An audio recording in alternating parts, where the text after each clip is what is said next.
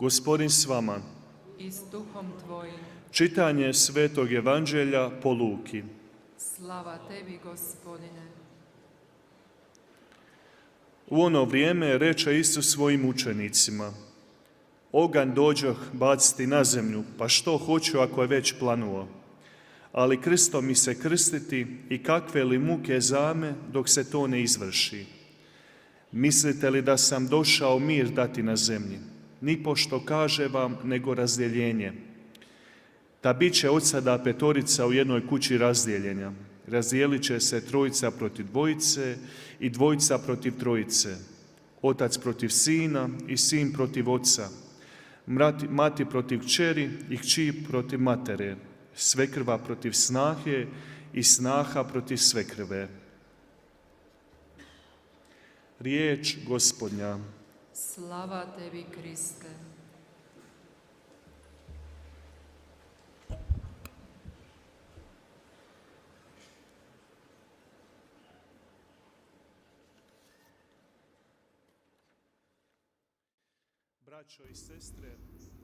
형제자매 여러분,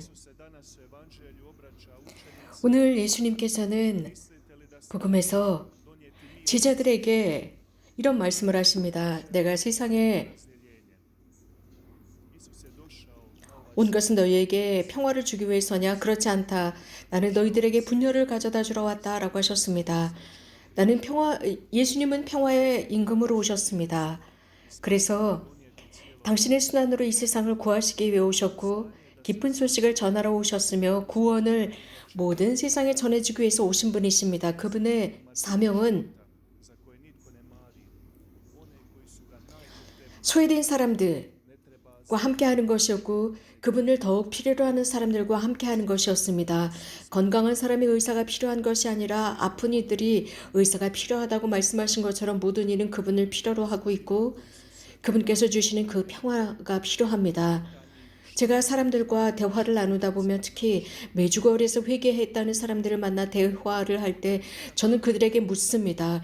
여러분들의 회개에 가장 큰 영향을 미친 메주거리의 요소가 무엇입니까? 라고 물으면 거의 대부분 기도라고 합니다. 기도의 힘이었습니다. 그 중에서도 내면의 평화. 그들이 오랫동안 고대해온 바로 그 내면의 평화를 느낀다고 합니다. 그리고 또 저는 묻습니다. 왜 메주거리에 다시 돌아옵니까? 그들의 답은 이 평화를 다시 느끼기 위해서입니다. 라고 합니다. 오늘 복음의 말씀을 들으면서 왠지 죽음은 굉장히 반대되는 여러 요소들이 있는 것 같습니다. 예수님께서 우리들에게 약속해 주신 것은 평화였습니다. 또한 베드로가 대사제의 종의 귀를 잘랐을 때 예수님께서는 이런 일을 하지 말라라고 막으셨습니다. 누군가 이렇게 악한 행동을 하면 그렇게 죽는다라고 말씀하셨던 바로 그런 예수님께서 나는 세상에 불을 지르러 왔다라고 말씀하셨습니다. 내가 평화를 주러 왔다고 생각하느냐? 아니다.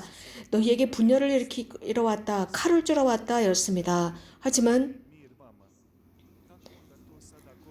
예수님께서 부활하신 뒤에 제자들에게 인사를 건네시는 모습을 봅시다. 항상 너희에게 평화를 이라고 하시는데 지금은 분열을 일으키러 왔다라고 하십니다.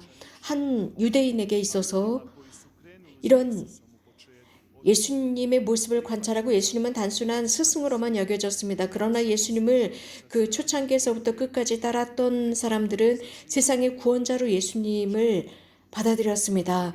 예수님의 이러한 말씀은 불안을 조장했습니다. 그것은 사람들, 즉 같은 가정 안에서의 불안을 조장합니다. 예수님은 사랑과 자비와 용서이십니다. 그리고 탐욕이나 속임수가 없는 분이십니다. 그런데 오늘 이 말씀은 사람들에게 불안을 조장합니다. 한 번도 듣지 못한 이런 말씀이었기 때문입니다. 누구에게도 듣지 못한 말이었습니다. 자신들이 삶을 살아가면서 이런 말을 듣지 못했습니다. 우리가 그리스도에게 속하기를 원한다면 준비되어 있어야 합니다. 즉 세상으로부터 배척받고 비웃음을 당하고 조롱당하고 박해받을 각오를 해야 합니다. 누구든지 영혼 안에 불안을 느낀다면 즉 그리스도 때문에 결심을 하고 불안을 느끼고 또 그분에게 온전히 속해 있고 그분을 구원자로 받아들였을 때 신앙이 탄생합니다. 다른 말로 표현하자면 예수님께서 말씀하신 그 깊이 있는 신앙을 누리게 됩니다. 예수님께서는 내가 너희와 함께 이 세상 끝날까지 함께 하겠다고 하셨습니다. 박해받는 사람, 의로움을 위해서 박해받는 사람은 행복하다. 하늘나라가 그들의 것이라고 하셨습니다. 예수님은 평화의 임금으로서 오셨지만 단 위선적인 평화를 원치 않으십니다. 완전하게 그분을 위한 선택, 최종적인 결심을 하는 평화입니다. 분열이라고 하셨는데 가정의 분열이라는 말씀을 하십니다. 사람은 인간으로서 늘 평화를 찾아왔습니다. 하지만 그 평화는 어떤 누구도 줄 수 없는 것입니다. 참 평화는 주님으로부터 오는 것입니다. 인간이 주는 모든 평화는 거짓 평화일 뿐입니다. 거짓 약속을 해줄 뿐입니다. 그래서 아주 형식적인 평화, 지상적인 평화만을 제시하고 있지만 예수님이 말씀하시는 평화는 그런 평화가 아닙니다. 복되신 동정 마리아께서 이곳 메주거리의 평화의 모후로 발현하셨을 때 늘 당신의 메시지에서 하시는 말씀은 마음의 평화로 초대하시는 것입니다. 이러한 평화는 온전히 완전하게 하나님께 의지할 때 오는 것입니다. 우리 모두는 빛과 어둠의 교차점을 경험했습니다. 루카 복음사가는 수많은 사람들이 예수님을 따랐지만 그 이유는 예수님께서 많은 사람들을 매료시켰고 그들의 관심의 대상이 되었기 때문에 많은 사람들은 예수님의 말씀을 들었고 이적과 기적을 행하셨습니다. 당신의 그분께서 하시는 그 말씀이 사람들을 끌어들였습니다. 무관심할 수가 없었습니다. 그 말씀이 사랑의 말씀이든 엄격한 말씀이든 그분의 말씀은 늘 사람들을 끌어당겼습니다. 누군가 예언자들보다 훨씬 위대한 사람, 그분의 말씀은 삶의 완전함이 있었습니다. 예수님께서 세상에 오신 이유는 우리가 삶의 충만함을 지니게 하기 위해서였고 그래서 이제 주님의 식탁에서 떨어지는 빵 조각이나 주워 먹는 것이 아니라 그분과 함께하는 완전함으로 초대하기 위해서 오셨습니다. 우리는 완덕과 성화로 초대받았습니다. 예수님은 분명히 인식하고 있는 것이 많은 사람이 당신을 따라올 것이지만 또 많은 사람이 따르지 않을 것이라는 것도 알고 계셨습니다. 하지만 예수님은 그저 거기에서 발장을 끼고 쳐다보는 관찰자 입장이 아니라 분명 예수님은 이런 말씀을 하십니다. 내가 불을 지르러 왔다. 즉 세상의 영과 타협하러 오신 것이 아니라는 뜻입니다. 제자들과 그 자리에 머물려고 오신 것이 아닙니다.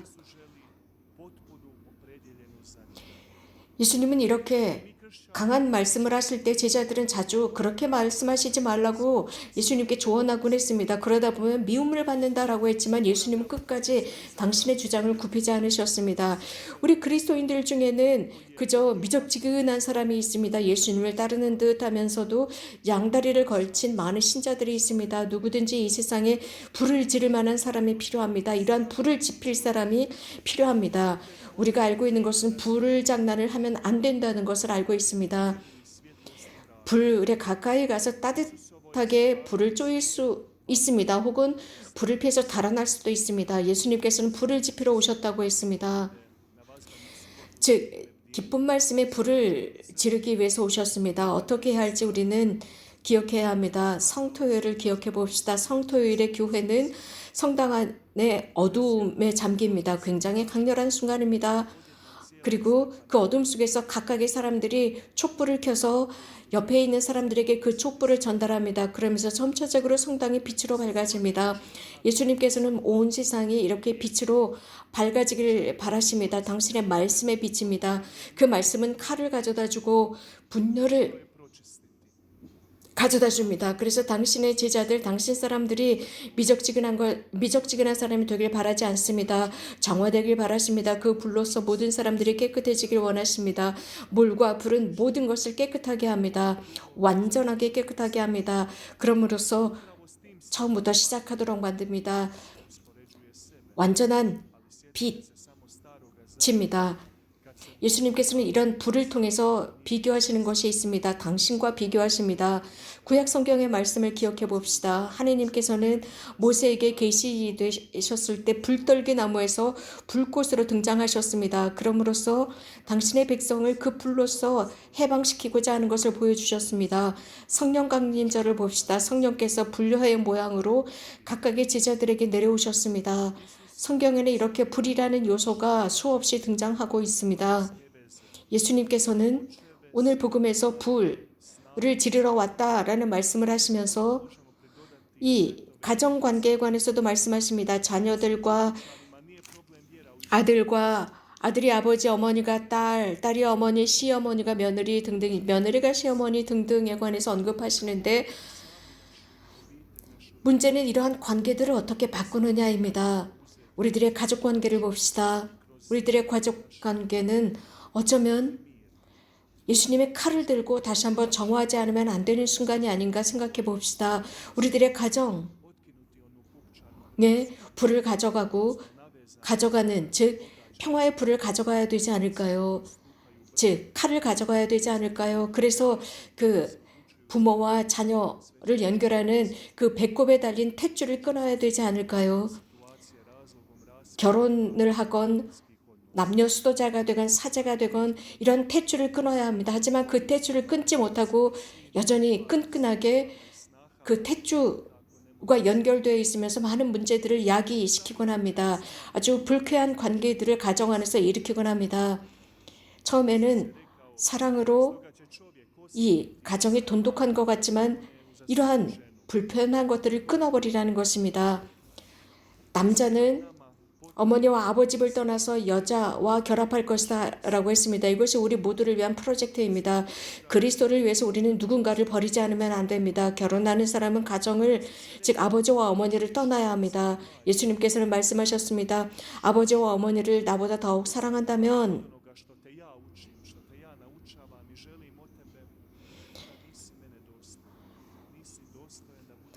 너는 내 사람이 될 자격이 없다라고 했습니다. 내 제자가 될 자격이 없다고 말씀하셨습니다.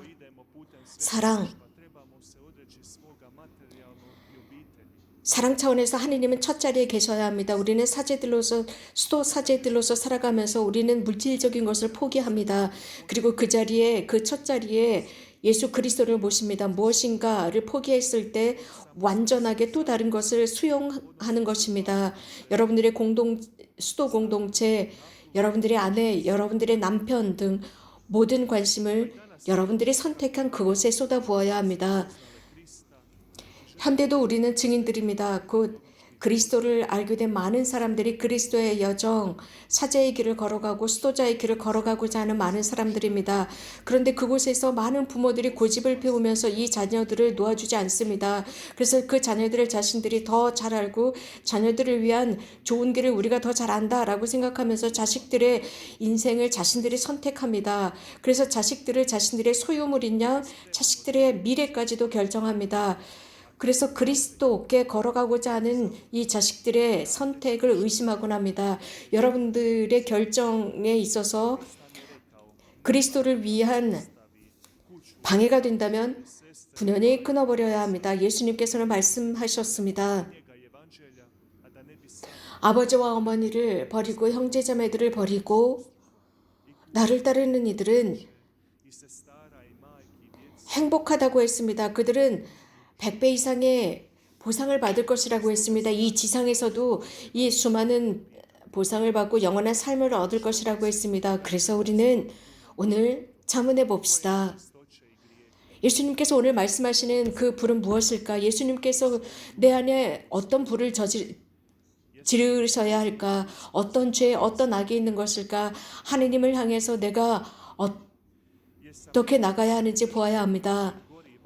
내 이웃에게 어떻게 사랑을 전해야 할지, 내가 참 그리스도교 신자인지 보아야 합니다. 그리스도의 하느님의 사랑, 예수께서 말씀하시는 그 불 말입니다. 어떤 작자가 이런 말을 했습니다. 수십억의 그리스도인들이 이 지구상을 바꿀 수 있다. 단 그리스도의 가르침을 진지하게 받아들이고 예수님을 받아들일 때 이 세상을 바꿀 수 있다고 했습니다. 형제자매 여러분, 여러분들은 이것을 위해서 충분히 선택하실 수 있고 하실 수 있습니다. 이렇게 여러분들에게 달려 있습니다. 아멘. 주님을 찬미합시다.